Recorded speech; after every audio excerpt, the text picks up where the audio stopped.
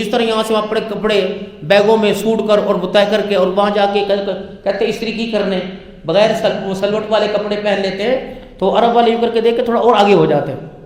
ان کا مزاج ہے، وہ کر سکتے ہیں تکبر، حالانکہ تکبر جائز نہیں. ان کے پاس اللہ کا گھر ہے، وہ کہتے تم تو عجیبی لوگ ہو، ہم تو عربی لوگ ہیں، نبی ہمارے میں، ہماری نسل میں، گھر ہمارے پاس اللہ کا، روزہ ہمارے پاس اللہ کے نبی کا، جنت ہمارے پاس ہے، تم کون لوگ ہو؟ عجمی لوگ ہو.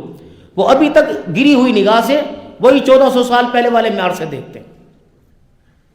اور اسی طریقے سے ان کے کپڑوں اور ان کے کرتے اور ان کی چادروں کا سائز لمبا ہوتا، جس کو تکبر کی علامت کہا ہے.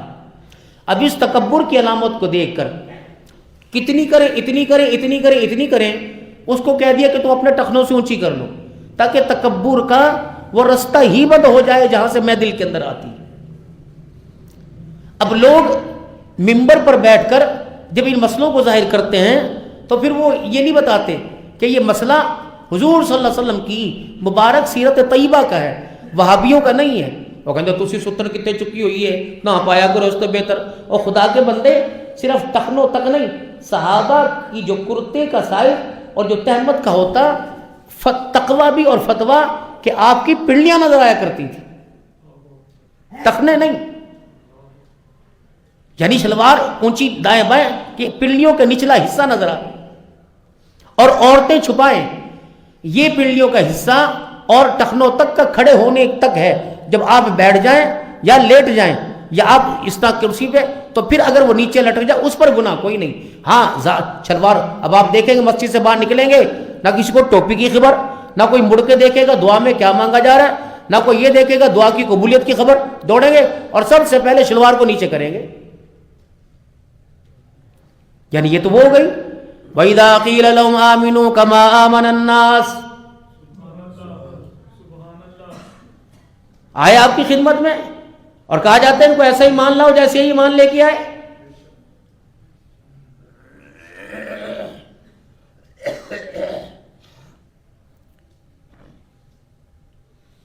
وہ کیا آیت ہے وَإِذَا لَقُوا الَّذِينَ آمَنُوا قَالُوا آمَنَّا وَإِذَا لَقُوا الَّذِينَ آمَنُوا قَالُوا آمَنَّا وَإِذَا خَلَوْا إِلَىٰ شَيَاطِينِهِمْ.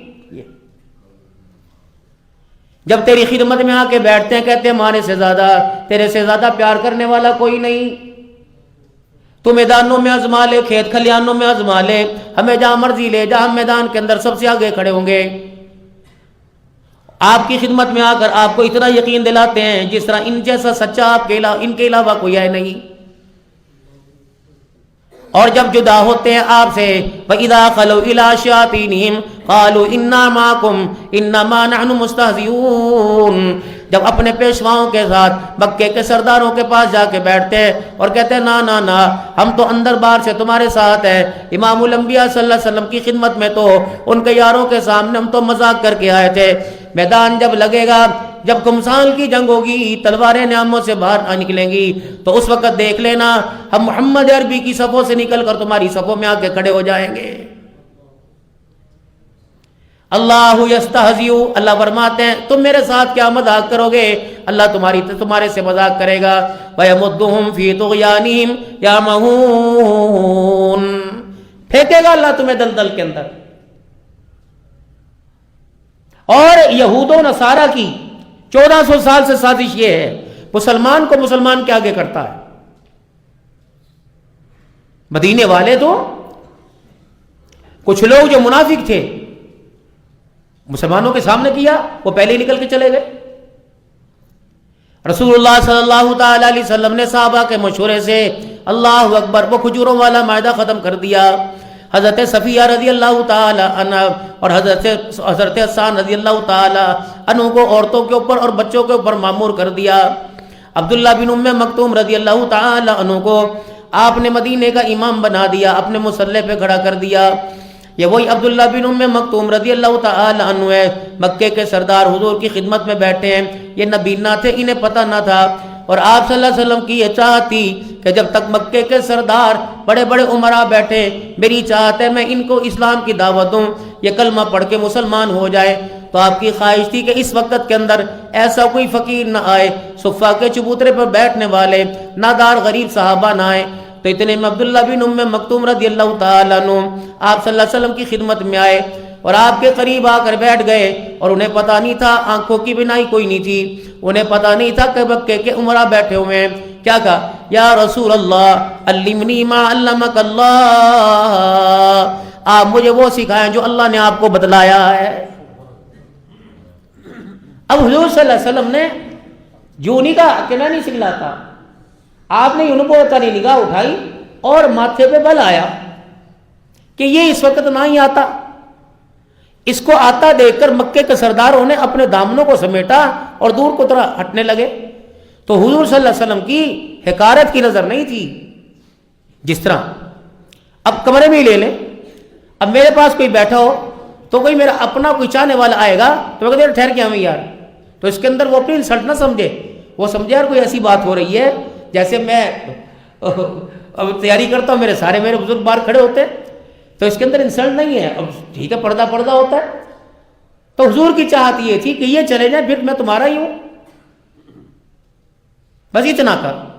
عبداللہ بن ام مکتوم رضی اللہ تعالیٰ عنہ نے تو آنکھوں کا اشارہ نہ دیکھا، آپ صلی اللہ علیہ وسلم کے چہرے کے تاثرات نہ دیکھے، لیکن میرے عزیز و رب العالمین کو تو ہر چیز کی خبر ہے۔ جب آپ صلی اللہ علیہ وسلم کے چہرے کی حالت اور عبداللہ بن ام مکتوم کا آنا دیکھا، فوراً جبرائیل علیہ السلام آسمانوں سے زمین پر آ گئے، کہا عبس وتولی ان جاءہ العامہ، اے میرا محمد، اللہ اکبر، اس کو دیکھ کر آپ نے ماتھے پہ تیوری چڑھا لی کہ آپ کی خدمت میں کندھا آ گیا، آپ کو دیکھ کر ناگواری سی محسوس ہوئی۔ اللہ فرما رہے ہیں مجھے میری کبریائی کی قسم ہے، یہ جو تیرے پاس بیٹھے ہوئے ہیں ان کو ایک طرف کر دے، اس جیسا جو تیرے پاس آیا ہے ان جیسوں سے ساری کائنات بھر دے، یہ سارے مل کے اس کا مقابلہ نہیں کر سکتے۔ ایسا ایمان صحابہ کا ایمان۔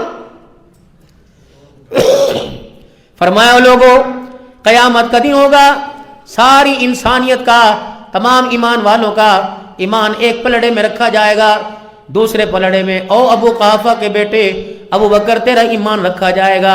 اللہ کی کبریائی کی قسم، سارے ایمان والا پلڑا ہلکا ہوگا، ابو بکر تیرے ایمان والا پلڑا بھاری ہو جائے گا۔ کبھی صحابہ کی ایمان کو اپنے ایمان پر نہ تولنا۔ میرے صحابہ ساری دنیا احد پہاڑ سونا بنا کر صدقہ کرے، میرے صحابہ یوں نہیں کہا ابو بکر عمر، میرے صحابہ ساری دنیا احد پہاڑ بنا کر صدقہ کر دے اور تم مٹھی بردانے اللہ کے رستے میں دے دو، احد پہاڑ سونا صدقہ کرنا تمہاری مٹھی بردانے دینے کے ثواب کے برابر نہیں آ سکتا۔ والسابقون الاولون من المہاجرین والانصار، یہ ملائی ہے امت کی بیلوس۔ ان کی تو میرے عزیزوں نیزے کی اینیوں کے اوپر ان کی گردنیں لٹکی ہوا کرتی تھی، سر نیزے کی اینیوں پہ ہوا کرتا تھا، جان نکلا کرتی تھی۔ حضور کے چہرے کی مسکراہٹ کو دیکھ کے کہا کرتے تھے یا رسول اللہ راضی ہونا، ہم نے اپنا حق ادا کر دیا۔ حضور مسکرا کے فرماتے ہاں راضی، تو مسکرا کے کہتے اللہ کی قسم ہم کامیاب ہو گئے۔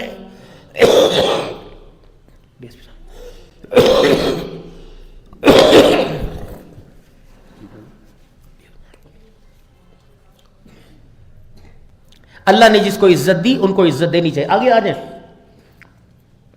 ماشاءاللہ، یہ بھی ہماری سعادت مندی ہے کہ احباب ہمارے پاس جمعے کے لیے تشریف لے آتے ہیں، اللہ جزائے خیر دے۔